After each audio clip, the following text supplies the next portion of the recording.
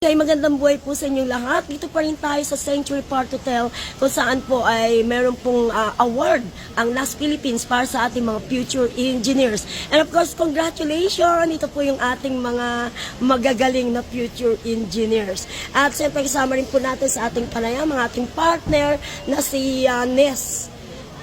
From where, Nes? Good morning to all of you. Ang social media name ko is Chain Pe. Ayun. So, welcome dito sa ating programang Usapang Kabayan dito sa Margo TV Philippines.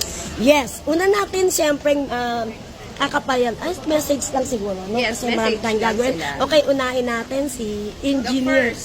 First winner. Okay, hello. Bati ka muna sa ating mga nanonood at followers and viewers. Hello po sa mga nanonood dyan. Kumusta po kayo dyan? I hope you're okay. Okay, ano ang iyong masasabi na ikaw ay naging isa sa pinaka-the best, no, na future engineers? Sa akin po, syempre po masaya kasi napili po ako, unang-una pa lang as yung na-shortlist po ako bilang finalist, and ngayon nabigyan po ako ng pagkakataon na mag-presenta sa maraming national scientists and honorable guests po na. Yes. Bakit ka nag-decide sumali dito sa 2023 Magsaysay Future Engineers Technology? Gusto ko po talaga na ma-recognize po yung effort ko and yung significance ng study ko po sa community. Kaya po sumali ako kasi I believe na malaki yung impact pag nanalo po ako dito sa MPhil na competition. Okay. So ano yung niya, yung accomplishment mo, yung kumbaga bakit mo na-receive itong award na to? Ano ba yun? Yung research mo? Yung research ko po is yung pag-remove po ng mga excess na antibiotics sa mga water bodies and sa wastewater po kasi. Gamit po yung sawdust ng bamboo. Yan, gamit yan. So, that's sustainable and na-contribute po siya sa circular economy. Okay, ano naman masasabi mo dun sa mga future students na gustong sumali sa ganitong klaseng award? Yung para sa akin po, sa kanila, hanapin po nila yung passion, yung puso nila, kung saan po talaga naka-align yung interest nila, na sana lagi nilang tandaan na para sa bayan yung ginagawa natin and hindi sa pang sarili lang.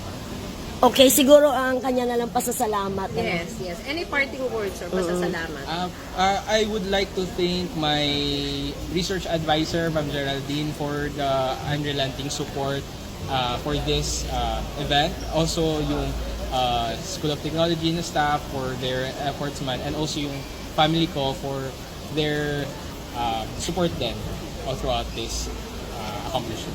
Okay, so tungo tayo sa ating Yes. So maraming salamat, Mr. Joshua Anthony Diyan ka lang. Cruz. So, Yes, tayo ito naman sa po. pangalawa. Ayan, isa na naman pong masasabi natin na batang-batang future engineer.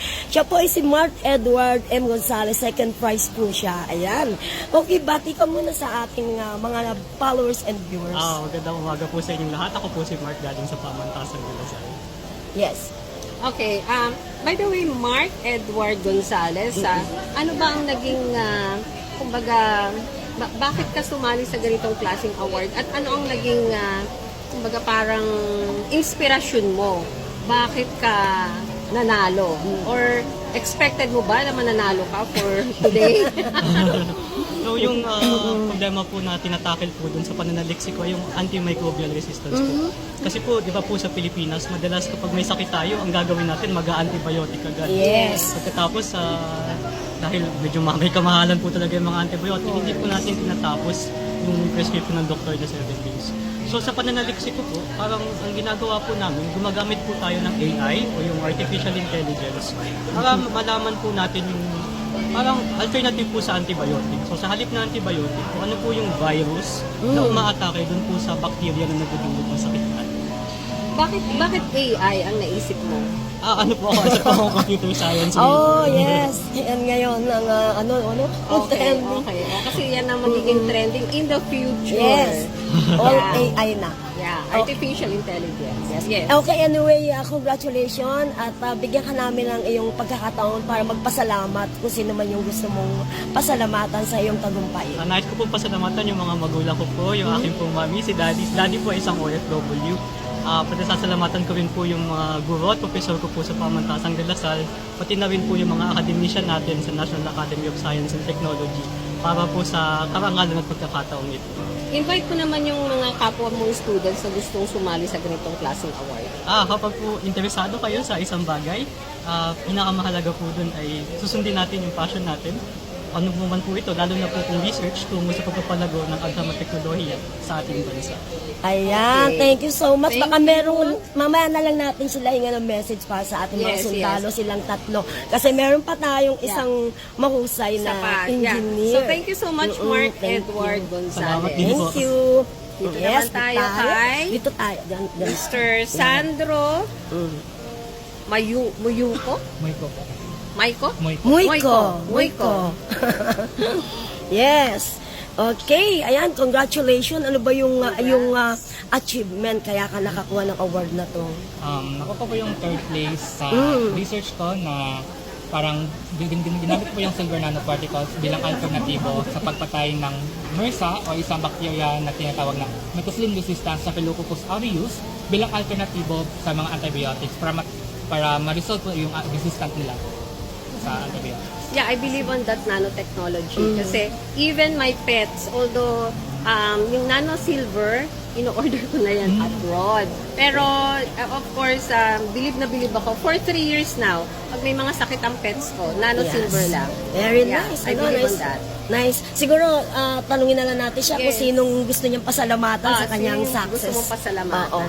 I think yung ang gusto ko pong pasalamatan unang-una yung advisor ko Mm-hmm. na tumulong po sa akin sa paggawa ng research na nag-inspire po sa akin and pag-guide, as well as po yung School of Technology of University of the Philippines Visayas, yung mga professor, and also yung pamilya ko po, and of course yung NAS na Yes. nag-conduct po ng event Yes. para ma-recognize po yung mga aspiring and future technologists and engineers like us. Salamat po. Okay, hinga na lang natin sila ng mensahe. Sige Yan, pa. yung sila Kayo tatlo. Yes. Balik ulit. Balik po, yes. Tayo po ay napapakinggan sa Armed Forces Radio. Siyempre, ating mga sundalo, very proud sa inyo. So, gusto kong marinig ang inyong mga mensahe para sa kanila. And of course, ang mga OFWDs natin. Unahin Unahin natin. muna natin Oo. itong last, itong third. Sige. Diba? Yung third naman. Si Sandro muna. Ang para po sa mensahe ko para sa mga armed forces, Yes. ang una po, papasalamat po ako sa pagprotekta sa ating bayan at sa ang obligasyon na sa tungkulin. Saludo po ako sa inyo, as well as po sa OFW, yung modern day heroes natin. Nagpapasalamat po ako sa tulong niyo sa ating bayan at isa po kayong inspirasyon para sa aming mga kabataan. Salamat. Yes, and of course, si Mark Edward, second prize. Maraming winner. salamat din po sa mga sundalo natin sa paglilingkod po ninyo sa bayan. Saludo po kami sa inyo. Maraming salamat din po sa mga OFW.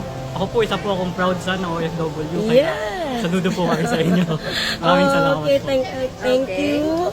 Yeah. Tulad din po ng mga sinabi nila, saludo po kami sa inyo sa patuloy na pagserbisyo sa bayan at sa patuloy na pagtulong-tulong po para sa ikauunlad din po natin.